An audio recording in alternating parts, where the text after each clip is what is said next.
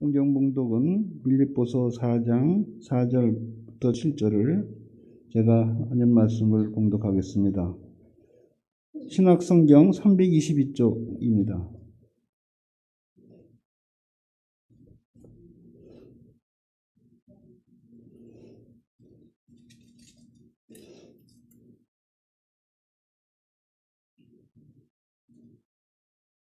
읽겠습니다. 주 안에서 항상 기뻐하라. 내가 다시 말하노니 기뻐하라.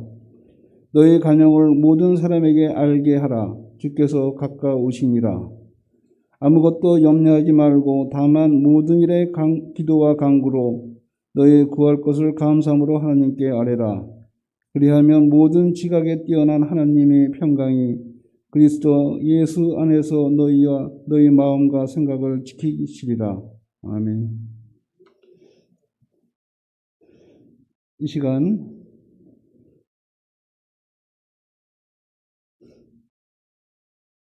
하나님의 평화로운 말씀으로 주제로 김미희 목사님께서 말씀을 전해주시겠습니다.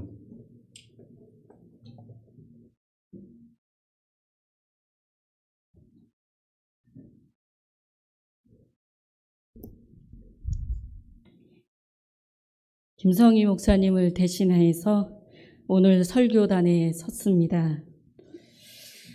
김성희 목사님께서 눈을 다치셔서 주중에 전화가 왔습니다. 그래서 저도 오랜만에 독립민교회에 오게 되었고 8월 이후에 교회에서 예배드리는 것은 정말 오랜만인 듯합니다.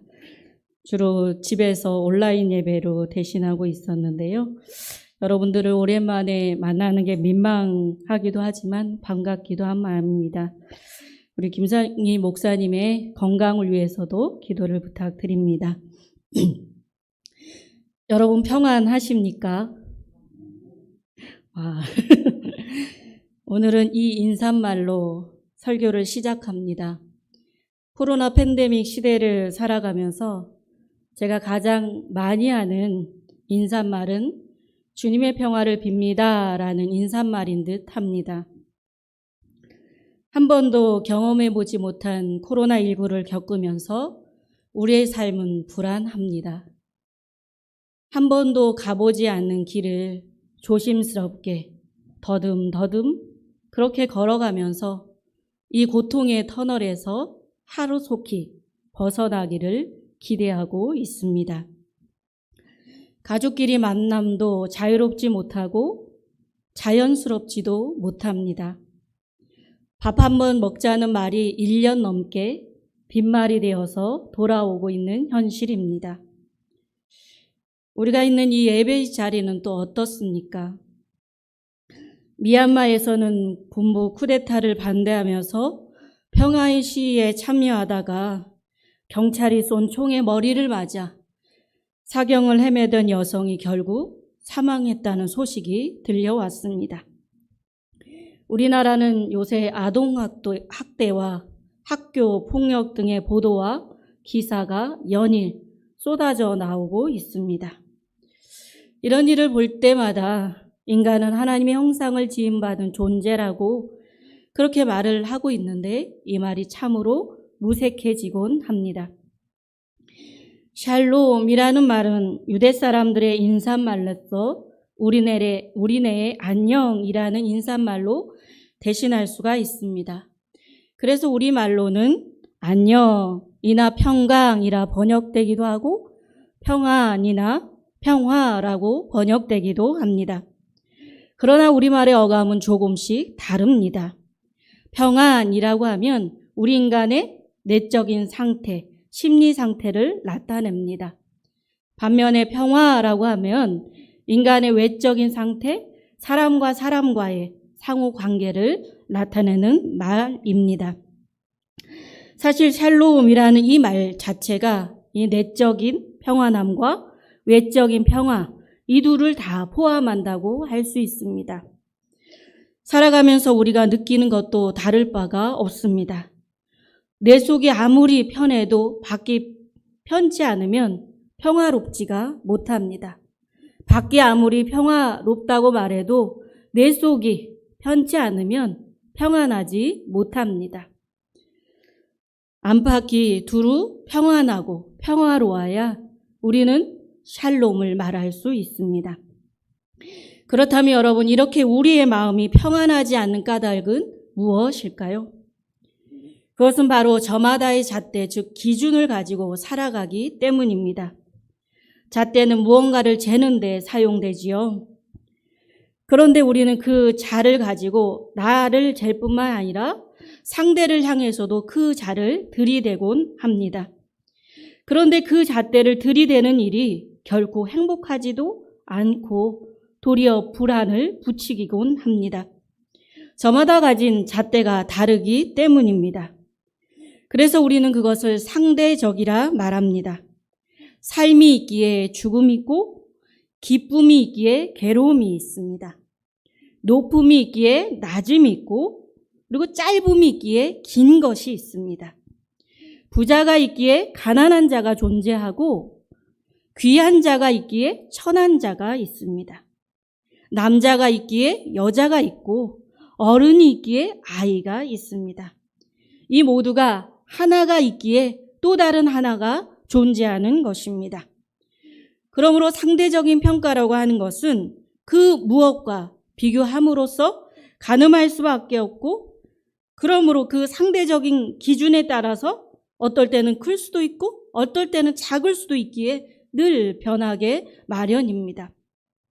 그런데 문제는 이 상대성에서 생겨나는 이 비교의식 때문에 그 비교의식에 시달리면서 우리가 살아가고 있다는 사실입니다. 나 혼자 있을 때는 마음이 편안했습니다. 별일이 없었습니다.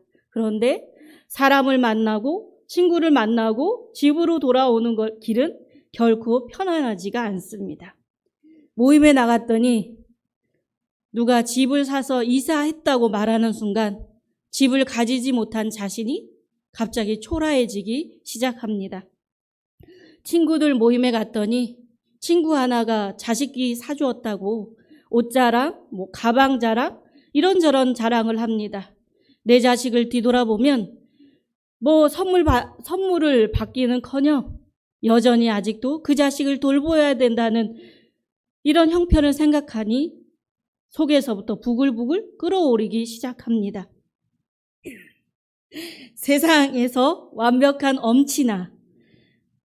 엄친딸, 즉 엄마 친구 아들, 엄마 친구 딸은 자녀들의 비교 대상으로 늘 힘들게 하는 존재가 되곤 합니다. 그렇다면 여러분, 무엇이 이 삶의 불안에서 우리를 구원하고 해방할 수 있을까요? 어떻게 해야 하나님의 평안을 우리는 얻을 수 있을까요? 요한복음 14장 27절에서 예수님이 말씀하십니다. 평안을 너에게 끼치노니 곧 나의 평안을 너에게 주노라. 내가 너에게 주는 것은 세상이 주는 것과 같지 아니하니라. 너희는 마음에 근심하지도 말고 두려워하지도 말라. 이어서 요한복음 16장 33절에서도 예수님 말씀하십니다. 이것을 너희에게 이르는 것은 너희로 내 안에서 평안을 누리게 하려 함이라. 세상에서는 너희가 환난을 당하나 담대하라. 내가 세상을 이기었노라. 아멘. 그렇습니다. 상대적인 세상을 예수님이 이기셨습니다. 우리의 현실을 극복할 수 있는 힘은 다름 아닌 믿음입니다. 내 기준과 내 잣대가 옳다고 맞다고 여기던 삶에서 새로운 기준이, 새로운 잣대가 우리 눈앞에 나타난 것입니다. 바로 예수 그리스도의 잣대요, 예수 그리스도의 기준입니다. 예수 그리스도의 기준은 남과 비교하면서 가늠하는 상대적인 잣대가 아니라 절대적인 잣대입니다. 상대에 따라 어떨 때는 내가 커 보이기도 하고 어떨 때는 내가 작아 보이기도 해서 늘 변화무쌍한 잣대가 아니라 변하지 않는 영원한 잣대, 그것이 바로 예수 그리스도의 잣대요 기준인 것입니다. 여러분, 바울의 삶을 통해서 우리는 이것을 더 잘 이해할 수가 있습니다. 바울 이전 사울은 자기 기준으로 살았던 사람입니다. 자기 기준, 즉 율법의 기준으로 살았던 사람이죠. 그 율법의 기준으로 하나님을 믿었고 사람들에게 잣대를 대며 사람들을 판단했던 사람이 바로 사울이었습니다. 자기 신앙의 열심은 예수 그리스도를 믿는 사람들을 잡아 가두고 괴롭히고 죽이기까지 했습니다. 그러던 그날도 그가 예수 믿는 사람들을 잡아 가두기 위해 가던 다메섹 도상에서 다음과 같은 음성을 듣습니다. 사울아, 사울아, 네가 왜 나를 박해하느냐? 사울이 땅에서 일어나 눈은 떴으나 아무것도 보지 못합니다.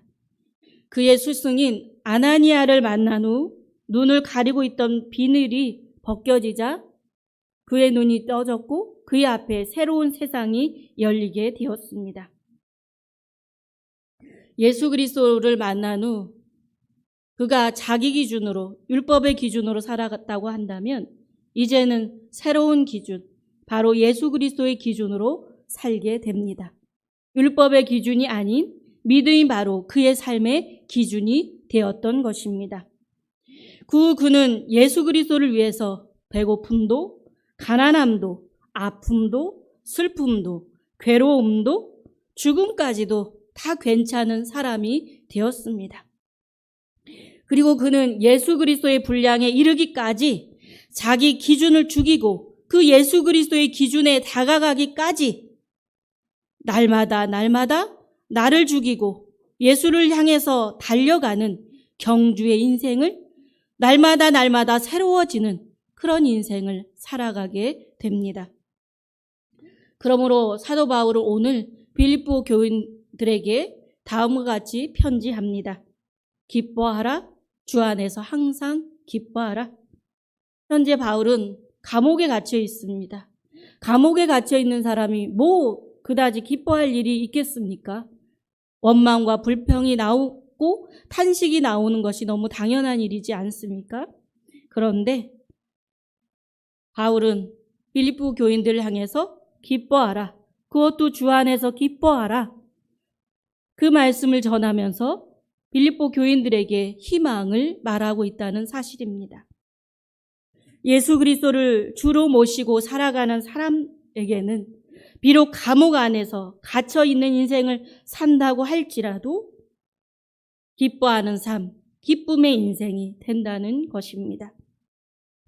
바울은 예수 그리스도를 통해서 자신의 존재의 비밀을 깨닫게 되었고 세상 그 무엇과도 바꿀 수 없는 자기 속에 감추어진 보화를 발견했기 때문에 웃을 수 있었던 것입니다. 인생길에서 넘어지지 않는 사람도 대단하지만 넘어질 때마다 오뚜기처럼 다시 일어나는 사람은 더욱 위대합니다. 잘못도 부끄러움도 취약함도 내 삶으로 받아들일 때 우리는 비로소 하나님의 도우심을 받을 수 있기 때문입니다. 이 시간 라인홀드 리버의 기도를 여러분과 나누고 싶습니다. 하나님, 제가 변화시키지 못할 것은 그대로 받아들이는 평정을 저에게 주십시오. 제가 변화시킬 수 있는 것은 변화시킬 용기를 저에게 주십시오. 서로 간의 차이를 알 수 있는 지혜를 저에게 주십시오. 하루를 살아도 한껏 살게 해 주십시오. 한순간을 즐겨도 한껏 즐기게 하여 주십시오. 고난은 평화에 이르는 길임을 받아들이게 하여 주십시오. 죄로 가득 찬 이 세상, 주님께서 그래도 끌어안으셨듯이 저도 이 세상을 제 뜻대로 변화시키려 하지 않고 있는 그대로 끌어안게 하여 주십시오. 제가 하나님의 뜻에 항복하기만 한다면 하나님께서는 만사를 다 올바로 이룩하실 것을 믿게 하여 주십시오. 그리하여 제가 이 세상에 사는 동안에는 소박한 행복을 누리고 지극한 행복은 영원한 나라에서 주님과 함께 누리게 하여 주십시오. 아멘. 이 라인홀드 리버의 기도에서 두 가지가 제 마음에 와 닿았습니다. 변화시키지 못할 것은 그대로 받아들일 수 있는 평정심을 주십시오. 그리고 변화시킬 수 있는 것은 변화시킬 수 있는 용기를 주십시오. 이게 우리에게 필요한 것이지 않을까 하는 생각이 듭니다. 계속해서 사도 바울은 말씀합니다. 그러므로 아무것도 염려하지 말고 모든 일에 감사하는 마음으로 기도와 간구로서 여러분의 소원을 하나님께 아뢰십시오. 아멘. 염려하지 말라는 말씀은 지금 너의 현실에 매이지 말고 그 현실에 사로잡히지 말라는 말씀입니다. 우리가 잘 아는 것처럼 베드로가 예수님을 보고 걸어갔을 때는 현실이라는 물리를 걸을 수가 있었습니다. 하지만 예수님을 바라보지 않고 그 물을 바라보게 되었을 때는 그만 물에 빠져서 허우적거릴 수밖에 없었습니다. 이와 같이 우리가 바라봐야 하는 것은 현실이 아니라 그 현실의 너머에 계신 그 분을 바라보아야 하는 것입니다. 우리를 지으시고 생명의 호흡으로 함께 하시는 하나님, 우리 기준이요, 우리 삶의 모델이 되시는 예수 그리스도를 바라보아야 합니다. 그럴 때 우리는 현실의 불안에서 헤어나와서 믿음의 사람으로 살아갈 수 있습니다. 그러므로 아무것도 염려하지 말고 우리가 해야 하는 일, 그 일을 해야 하는 것입니다. 오늘 사도 바울은 우리가 해야 하는 일은 바로 기도와 간구라고 말씀하고 있습니다. 기도와 간구는 미래에 대한 소망과 연결되고 기도하는 소원이 이루어지는 그 믿음으로 기뻐할 수 있습니다. 그러므로 여러분 감사하는 마음으로 기도하시기 바랍니다. 코로나 상황 속에서도 우리가 할 수 있는 것은 기도의 자리라고 생각이 되어집니다. 감사하는 마음으로 기도하면 우리의 소원을 아뢰면 염려가 없어지고 기쁨이 그 안에서 충만하게 된다. 사도 바울은 말씀하고 있는 것입니다. 가진 것이 많아야 감사할 수 있는 것이 아닙니다. 우리의 삶이 하나님의 마음에 잇대어 살아갈 수 있다고 하는 것, 그것이 감사하는 마음입니다. 그러므로 자신의 소원을 하나님께 아뢰십시오. 그러면 평화로다. 하늘 위에서 내려오네.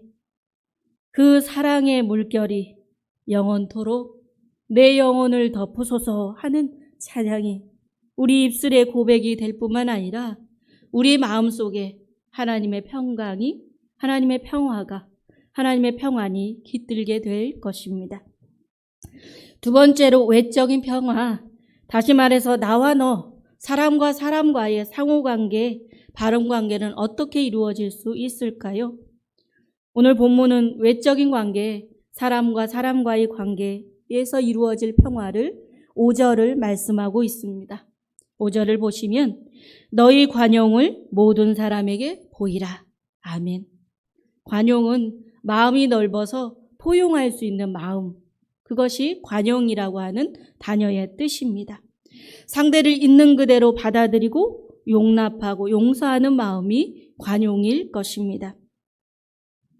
생각해보면 이 평화를 향한 우리의 꿈은 아주 길고도 오래입니다. 이 말은 인간의 역사가 갈등과 분쟁으로 계속 이어져 왔음을 나타내는 것이라고 볼 수 있습니다. 성서의 역사를 보더라도 그렇습니다.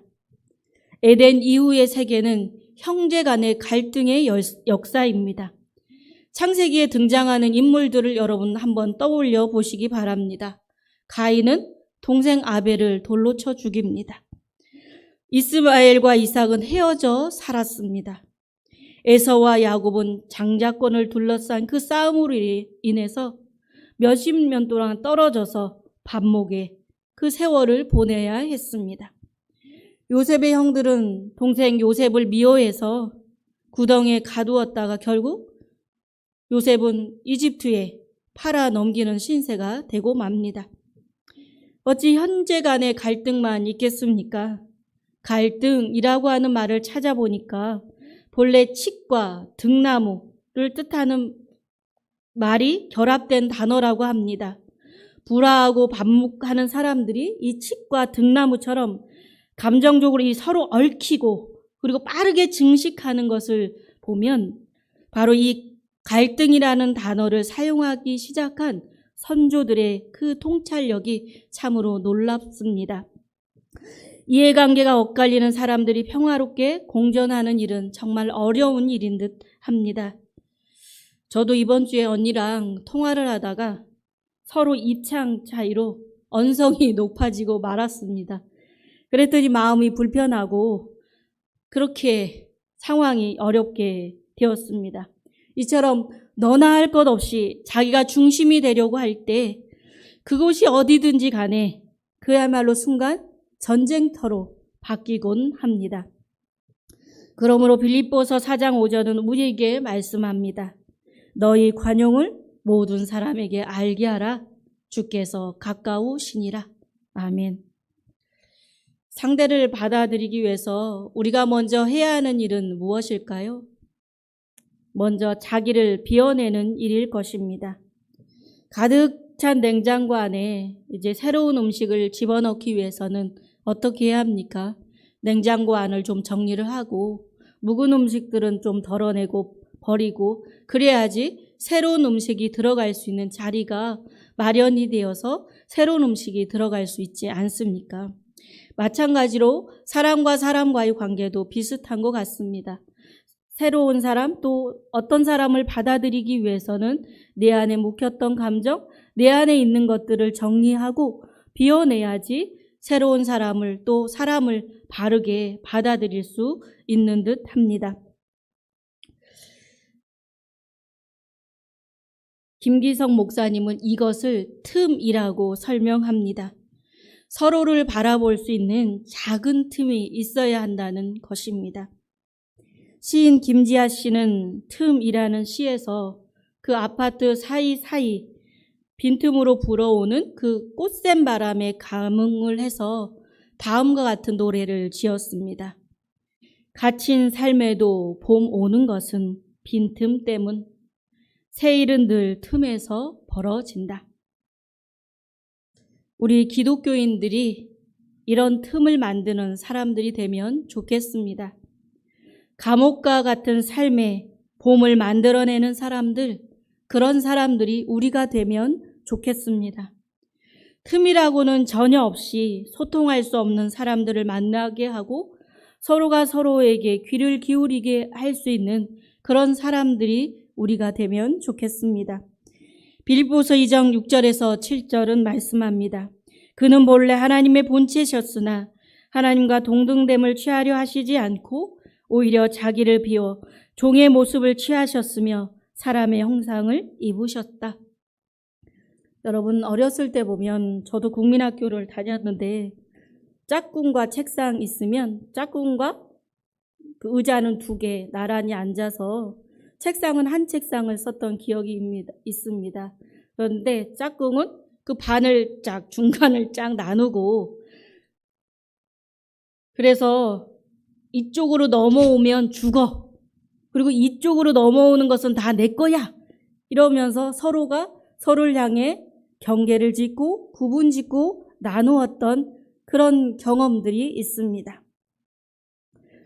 이렇게 우리 인간은 서로 나누기도 하고 가르기도 하고 경계로 굽을 지으면서 서로가 서로를 향해 우르렁대지만 예수님은 세상에 그어놓은 모든 경계선을 가로지른 분이십니다. 하늘과 땅이라는 경계를 넘어 예수님은 하늘에서 땅으로 내려오셨습니다. 뿐만 아니라 땅에서 다시 하늘로 올라가신 분이 예수님이십니다. 하나님은 하나님이고 인간은 인간이라고 하는 그 경계를 넘어 하나님이 인간이 되셨습니다. 그리고 다시 그 인간이 하나님이 되셨습니다. 거룩은 거룩이고 세속은 세속이라는 경계를 넘어 거룩하고 완전하고 의로우신 하나님이 속되고 불완전하고 죄인 인간의 모습으로 우리 가운데 오셨습니다. 그러므로 갈라디아서 3장 28절에서 사도 바울은 말씀합니다. 너희는 유대인이나 헬라인이나 종이나 자유인이나 남자나 여자나 다 그리스도 안에서 하나이니라. 아멘. 인간이 그어놓은 경계를 초월하신 그리스도 안에서 우리는 모두 하나인 것입니다. 그리스도 안에서 믿는 자나 믿지 않은 이방인이나 종이나 자유인이나 남자나 여자나 경계로 나누고 구분짓고 분리하는 것이 아니라 그 경계를 넘어 하나임을 예수님은 우리에게 친히 보여주셨습니다. 이것이 우리를 살게 하고 우리를 살리는 복음입니다.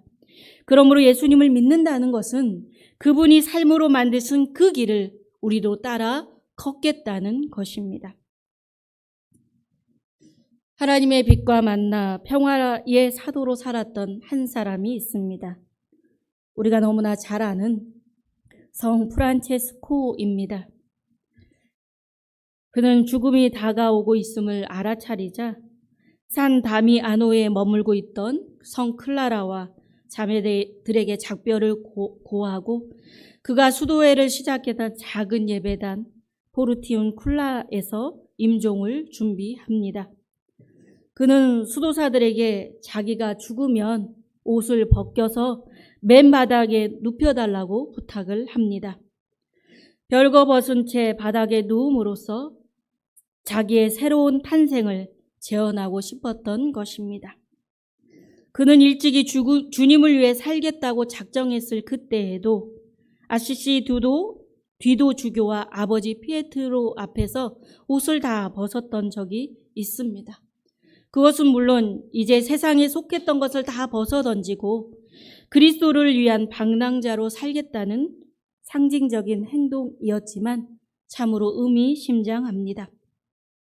우리는 자꾸만 우리 위에 뭔가를 입고 또 입습니다. 이 적대적인 세상에서 자기를 지키기 위해서입니다.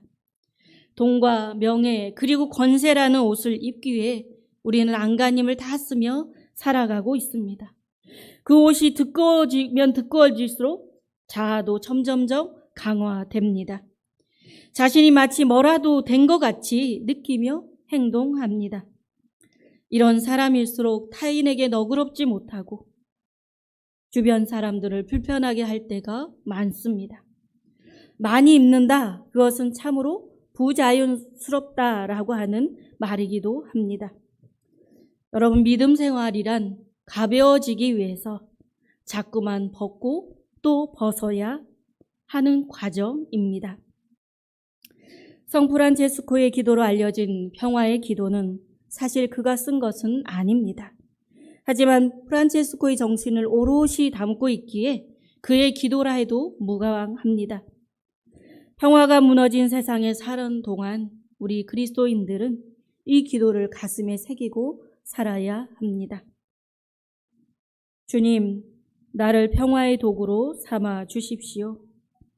미움이 있는 곳에 사랑을, 상처가 있는 곳에 용서를, 불화가 있는 곳에 일치를, 의심이 있는 곳에 믿음을, 오류가 있는 곳에 진리를, 절망이 있는 곳에 희망을, 슬픔이 있는 곳에 기쁨을, 어둠이 있는 곳에 광명을 심게 하소서. 오 거룩하신 주님, 위로를 구하기보다는 위로하게 하시고 이해를 구하기보다는 이해하게 하시고 사랑을 구하기보다는 사랑하게 하소서. 우리는 줌으로써 얻고 용서함으로 용서받고 죽음으로써 영생에 이르기 때문입니다. 아멘.